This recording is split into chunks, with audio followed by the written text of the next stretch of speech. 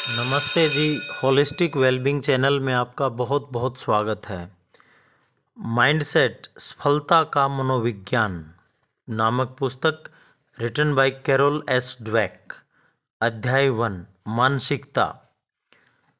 जब लेखिका एक युवा शोधकर्ता थी तभी शुरू हुआ कुछ ऐसा हुआ जिसने उनका जीवन बदल दिया।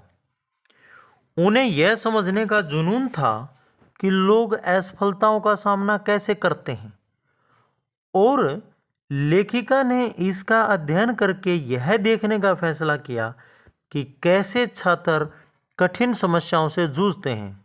इसलिए लेखिका बच्चों को एक बार उनके स्कूल के एक कमरे में ले आई, उन्हें सहज किया और फिर उन्हें हल करने के लिए पहेलियों की एक श्रृंखला दी। पहले वाले काफ़ी आसान थे, लेकिन अगले वाले कठिन थे।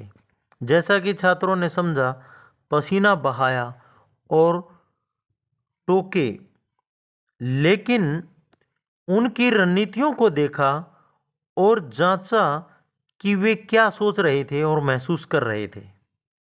लेखिका ने बच्चों के बीच मतभेदों की उपेक्षा की कि वे किस तरह कठिनाई से सामना करते हैं, लेकिन लेखिका कुछ ने ऐसा देखा जिसकी उन्होंने कभी उम्मीद नहीं की थी। कठिन पहेलियों का सामना करते हुए एक 10 वर्षीय लड़के ने अपनी कुर्सी खींच ली, अपने हाथों को एक साथ रगड़ा, अपने होठों को चूसा और चिल्लाया, मुझे चुनौती पसंद है।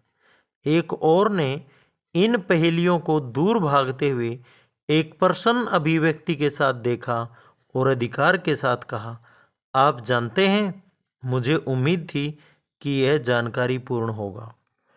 क्या आप उनको? मैं अचंभित हुई। मुझे हमेशा लगता था कि आपने विफलता का सामना किया है और आपने विफलता का सामना नहीं किया है, क्योंकि ऐसा हमने कभी नहीं सोचा था कि किसी को भी असफलता मिलेगी। क्या ये पराये बच्चे थे या ये किसी अन्य चीज़ पर थे? हर कोई एक रोल मॉडल है। कोई है जो अपने जीवन में एक महत्वपूर्ण क्षण में रास्ता बताया है। ये बच्चे हमारे आदर्श थे। वे स्पष्ट रूप से कुछ ऐसा जानते थे जो हमने नहीं किया था, और मैं यह जानने के लिए तैयार थी कि किस तरह की मानसिकता को समझना है जो विफलता को एक उपहार में बदल सकती है। उन्हें क्या पता था? वे जानते थे कि बौद्धिक गुणों जैसे मानवीय गुणों के प्रयास के जरिए संस्कारित किया जा सकता है, और यही वे कर रहे थे। होशियार हो रहे हैं। इतना ही नहीं, वे असफलता से हतोत्साहित नहीं थे। वे यह भी नहीं सोचते थे कि वे असफल हो रहे हैं।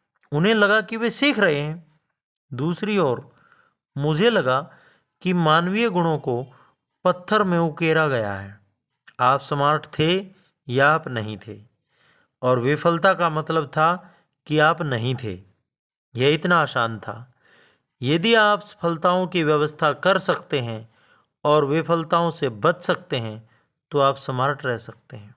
संघर्ष, गलतियां, दृढ़ता सिर्फ इस तस्वीर का हिस्सा नहीं थे। क्या मानवीय गुण ऐसी चीजें हैं जिसकी खेती की जा सकती है, या पत्थर में खुदी हुई चीजें एक पुराना मुद्दा है? आपके लिए इन मान्यताओं का मतलब कौन सी नई बात है? यह सोचने के परिणाम क्या है कि आपकी बुद्धि या व्यक्तित्व ऐसी चीज है जिसे आप विकसित कर सकते हैं, जैसा कि एक निश्चित गहरी हुई विशेषता के विपरीत है। आइए पहले मानव स्वभाव के बारे में बहस करते हुए सदियों पुरानी मान्यताओं पर नज़र डालें, और फिर इस सवाल पर लौटते हैं कि आपके लिए इन मान्यताओं का क्या मतलब है। धन्यवाद।